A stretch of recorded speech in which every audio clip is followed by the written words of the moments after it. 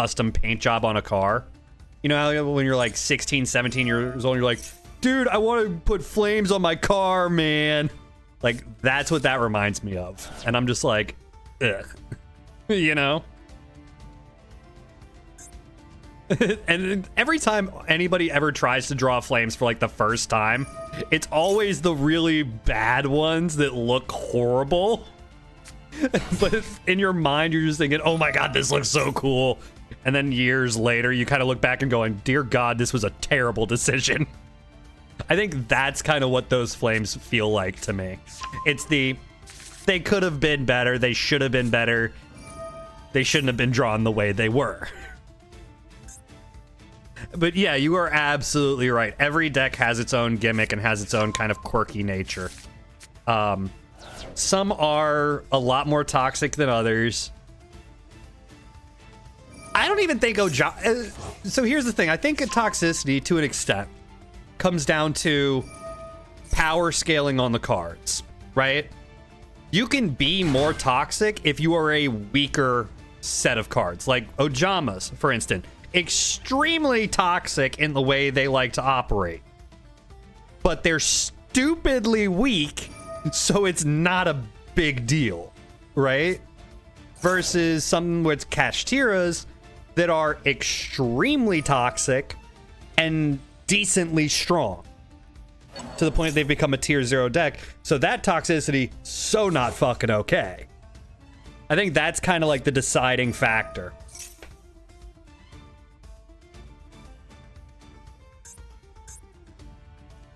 I am wondering though, how long, like I've even stopped paying attention to what this guy is doing. He's just comboing off and comboing off and comboing off. I'm just kind of like, all right, how long is it gonna go?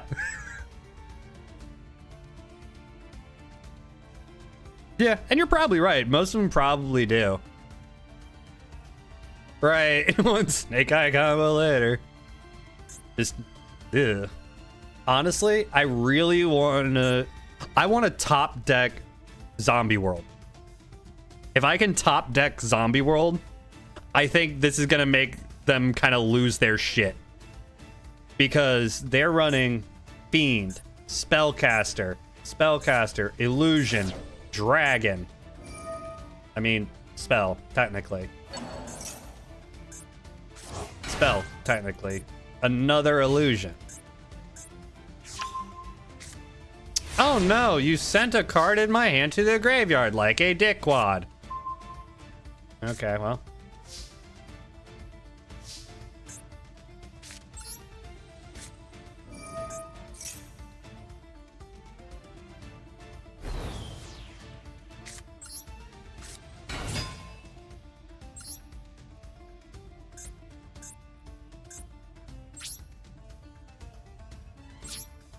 I'm gonna be kind of an ass, and I'm just gonna do this.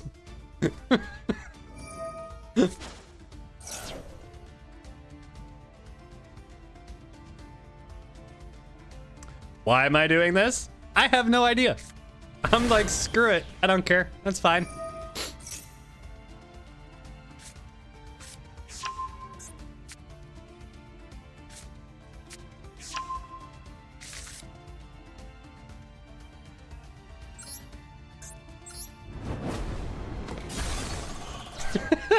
Like, yeah, smack for 100, sure.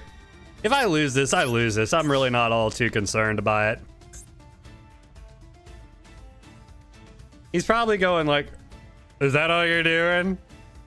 Is that all you gotta do? Who knows? I mean, I am happy about the fact that he's got Hungry Burger as his icon. Like, let's be real. That's old school. I'm happy about that. I mean, yeah, I'm running IP Masquerena, but who gives a shit? So the general concept is basically it's a full zombie monster deck. The entire concept behind it is getting out Yukiona. That can drop monsters attack to 0, bring out more. Running 2 copies like, it's pretty much a straightforward try to get big monsters out on the field that can destroy some shit. And everything, so once I get out Gashitakuro, if he gets destroyed, then out comes Yoko. If he gets destroyed, out comes Tengu. If he gets destroyed, out comes, like, they float into each other. And then all Daki does is anytime you summon a Mayakashi monster using her, or if she's in the graveyard and you summon a Mayakashi monster, special summon specifically, then it brings it back to the field. Because it's a level 2 zombie tuner, you can pretty much just trace your way up at any point. So a 3, 5, 7, 8, like, all the way up. It's kind of combo-y, but it's more like a ladder more than anything else. Because the entire point of it is to get out Yukiona, the Absolute Zero Mayakashi, Gashikuro, the Skeletal Mayakashi, as well as Yoko, the Graceful Mayakashi.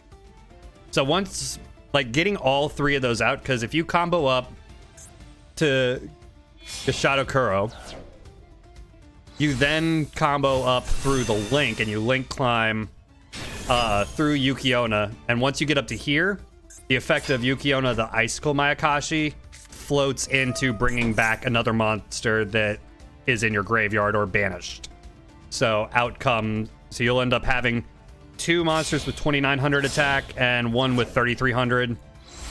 And as it comes out, you'll be able to pop 1 from the field and lower attack of 1 to 0. And then that's pretty much it. It's pretty straightforward, honestly. It's you climb up both sides of it. Did he run out of time? I won that for...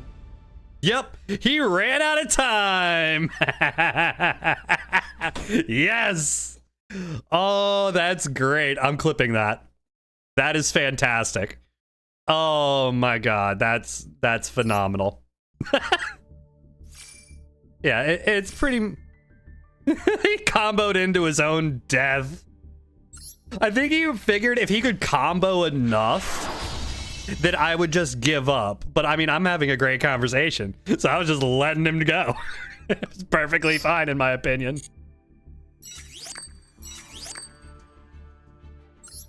Oh my goodness. But like, so pretty much everything is kind of central around this Daki, Hajun, and Yuki Masamune. Everything else is really central. Like, everything else is really kind of centered around getting out your extra deck. Like, the only reason I threw Zombie World in here was because it's a decent floodgate for 0 cost. Like, all monsters on the field and in the graveyard become zombie monsters.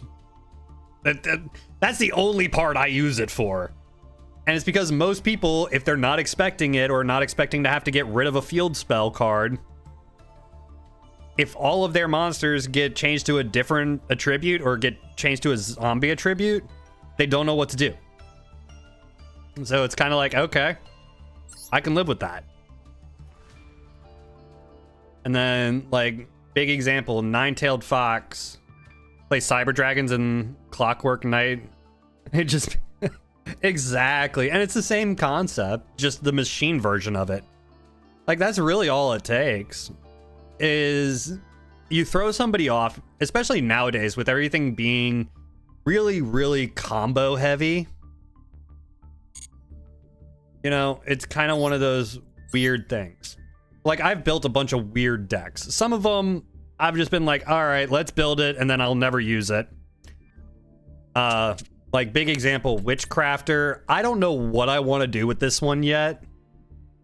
I just started building it today, and I was kind of like, you know what, let's check out the archetype. I will say, I do like the artwork on the archetype. Like, this is kind of cool artwork. Like, I just pulled this card today in a free pack. I was like, you know what? Let's go get the archetype cards. Let's kind of see what we can do from there. And see what it does, because I don't even know how this deck plays yet, so I couldn't even begin to guess. Oh yeah, definitely a baddie.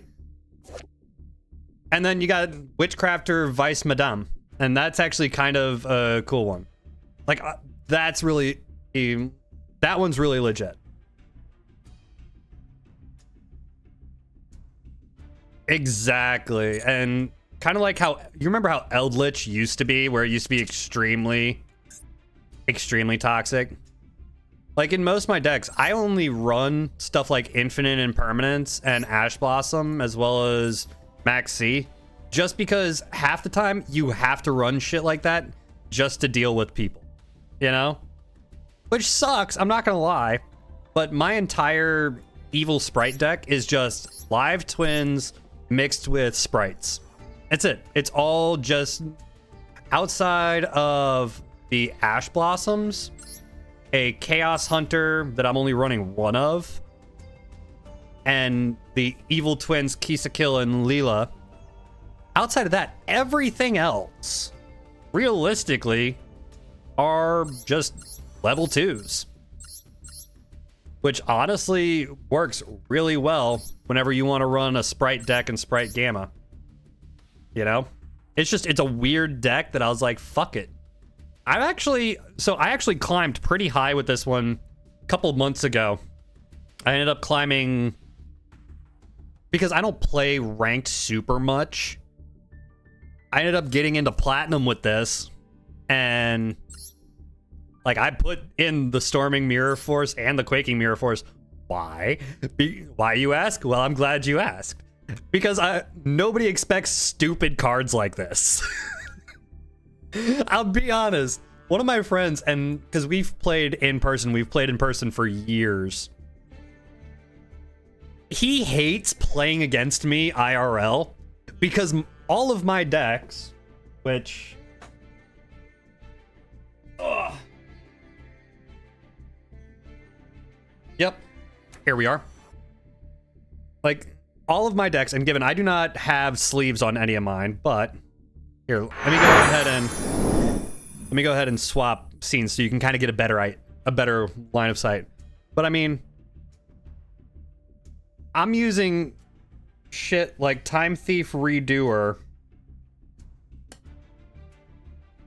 alongside Dark Law. There we go. Like, my 3 cards that I'm trying to do, that I usually do, is because I'm playing a Masked Hero, kind of a weird Masked Hero Xyz combo deck. So let me see if I can get all 3 of these up. Like, that's what I'm running. Like, I'll play stuff that is so off the wall stupid that nobody is running, that it's just like nobody's prepared for it. So anytime me and my buddy play each other in person, I'm just fucking around and I'm just fucking with him. Like, I play meme decks. You know? Like, that's what I do. And it's only because, like, he'll play, like, he's all of his decks, and he's got a shit ton, a metric shit ton. Like, I've been like, you teach my son how to play Yu-Gi-Oh! Because if he learns from me, all he's gonna learn is how to fuck around. Because that's all I do. But he actually played competitively for years. Did pretty well for himself in the Gulf South. But I'm like, hey, bro, you go ahead and teach my son so at least he can learn how to play a little bit competitively and how to build a decent structured deck and everything. Because most of my shit is bullshit that I'm just throwing in there and saying, fuck it, let's see what happens. It's the whole reason why I built an Ojama deck. But all of his decks are all pretty much straightforward competitive. You know what I mean? Like, they're built around a competitive format and a competitive scene. So anytime we play each other, my entire goal is to make